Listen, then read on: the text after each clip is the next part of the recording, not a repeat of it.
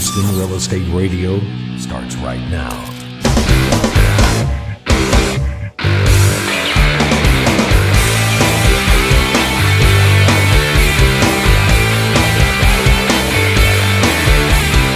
Welcome back. You're listening to Houston Real Estate Radio. I'm your host, Shannon Register, and every week we bring you news and information you can use on your next real estate transaction. I want to share with you some national news that's going on. Back in August, Zillow presented a better bargain for responsible homeowners. You may have heard about it. If you follow our social media, then you may have seen where we submitted many questions to President Obama via Facebook, Twitter, YouTube. We made some videos. He was answering your housing questions, and it was being moderated by Zillow CEO Spencer Rascoff. We sent in questions, but unfortunately, the president did not answer any of my questions. I don't know how much you keep up with Zillow, but they try to practice transparency and really empower consumers with their online website. So they interact with consumers a lot. They do watch the market and gather data and get involved in the political side of the market, and I love that. Other websites just calculate the data for you.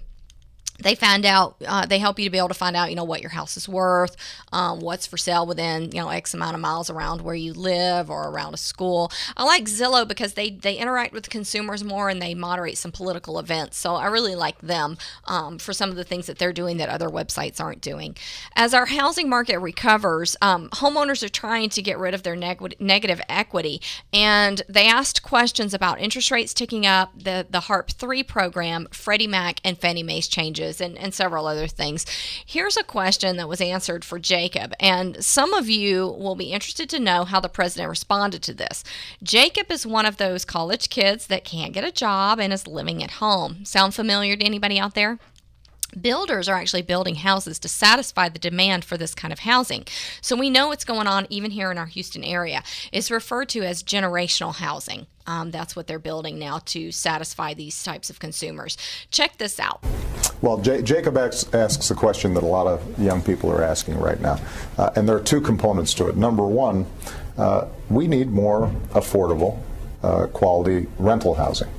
And what I said in my speech yesterday, all of us long-term have the aspiration of a home of our own.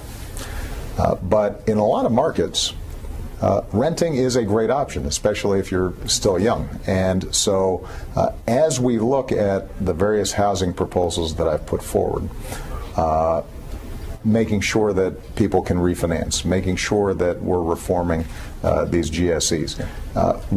One of the components is also making sure that we've got more resources to construct or get on the market more affordable housing. And that is not something that people should shy away from, deciding that at this stage in their lives, Jacob looked like a pretty young guy, that renting is probably the best option. Until you know that you can actually purchase safely, soundly, and make your payments. Part of what happened during the housing bubble was that people who probably should have been renting were encouraged to go into the housing market, and they got hurt, and the economy as a whole got hurt.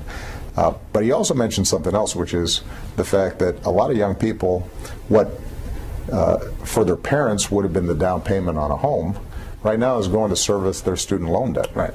So I know that Zillow is focused on housing and not college education, but I will say that some of the initiatives that I'm putting forward to drive down the cost of college and the debt burdens that young people have when they get out of school can make a huge difference in the housing market over the long term, because the $30,000 or $25,000 on average that young people from state universities are coming out with in terms of debt, that's a down payment on a house. And so we've got a whole range of ideas about how we can drive tuition down, work with universities to be more efficient, help young people graduate faster so that they're not ending up spending more money, reducing the interest rates on student loans. All that will have an impact on the housing market. I should add, by the way, there's another issue that doesn't seem like it's related to the housing market, but actually is related, and that's immigration reform. We know that if we get immigration reform done, suddenly you've got all kinds of families coming out of the shadows, paying taxes, paying penalties, but they're also going to be really likely to buy homes, oftentimes in some of the neighborhoods where you have the most foreclosures, the most trouble. President Obama is a politician. He just can't stick to talking about housing. He's going to throw in other agendas that he has. So you hear a little bit of that there. Next, the president answers Jill's question. Take a listen to this. This may apply to you and your family. Well, I think the point that was made there is really important. Most of us, when we buy our first home, we buy a starter home. When Michelle and I bought our first home, we bought a condo and lived in it for about 10 years before we then moved into a full-fledged standalone home. Right. And the reason we were able to do it was because we built up some equity, as well as got some raises, and eventually were able to get the down payment together for a larger house. It's tougher now for folks who have lost their equity. I can't say that there is a magic formula in a situation that was just described in a place like New Orleans. On the one hand, it's great that housing values have bounced back. On the other hand, most folks haven't gotten all their equity back. Right. If they purchased in 2005 or 2004, right before the bubble popped. What we do know is that if, number one, we keep interest rates low, that will help. Number two, that keeping the overall economy moving in the right direction means that there is a stronger market for homes, and the values of the existing starter home goes up. The good news is that you've got a lot of potential families or families that put off buying a home during the midst of the recession. Mm-hmm. And so if you look at the numbers, the amount of new family formation is going to be increasing fairly rapidly. There's going to be pent-up demand. And potentially those smaller starter homes, they're going to increase in value as well. One of the things that we've been looking at is finally how can we make sure that more people whose homes are still underwater can potentially benefit from the refinancing programs that we talked about. I think that was a non-answer with a lot of speculation. What do you think? Give me a call with your thoughts. 281-882-8088. You can call us here at the studio anytime. 281-882-8088. Leave me your name and your thoughts about what the president has to say. Zillow got many questions about the HARP program and people who want to see HARP 3 come into play. First, we'll hear an explanation of the HARP program, and then a consumer question, and the president will address HARP 3 in case you've been wondering if you're ever going to get a chance to refinance your home before rates go up again. So Colin writes to us, he says, what's happening with my refi or HARP 3? Is there any hope of such a program? I think there should be hope. Keep in mind that this is a program that not only I put forward and supported and talked about during the State of the Union, but this was an idea that was strongly supported by Mitt Romney's chief economic advisor. So there shouldn't be an ideological barrier to getting this done. This should be something that Democrats and Republicans can come together and get done. Now, Congress, I think all of us recognize, has been a little broken lately. But the good news is that there are Republican and Democratic senators, at least, who have been in a conversation about how do we learn the lessons of the past and start building a firmer foundation for housing going forward. And a lot of the concerns, a lot of the questions have had to do with how do we get Fannie and Freddie reformed so that they are not in a situation in which taxpayers are essentially subsidizing huge risks that they're taking.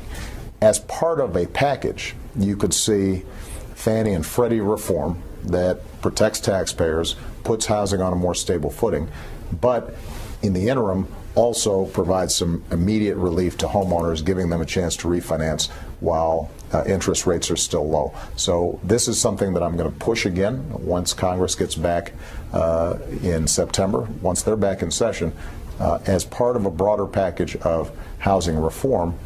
Let's see if we can potentially even get this done before the end of the year.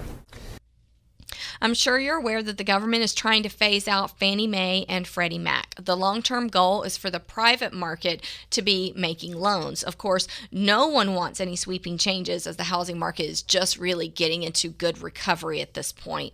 We have long heard about the erosion of the security of the middle class, but some of you may be wondering, what exactly is the middle class? Do I qualify? Am I middle class? Check this out. President Obama tells us exactly what he is referring to when he talks about the middle class. Think about this and whether you and your family are really middle class, upper class, or lower class. What do we need to do to shore up middle-class families and create ladders of opportunity for folks to get in the middle class? And as Washington heads towards another budget debate, the stakes could not be higher. And that's why I'm traveling around laying out my ideas for how we have to build the cornerstones of what it means to be middle class.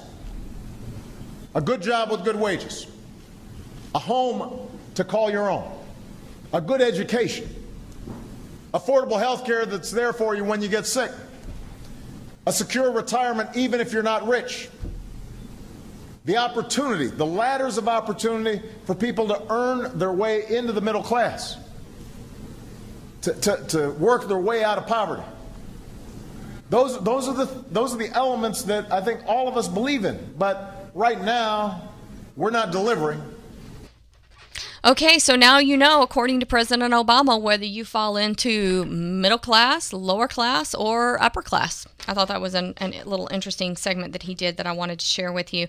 Next up here on Houston Real Estate Radio, I've got Mike Brubaker coming on. We've heard from him before. He's always a fabulous guest. Mike Brubaker owns Brubaker & Associates. He is an appraiser, and he's going to give us the rundown on what is going on with appraisals in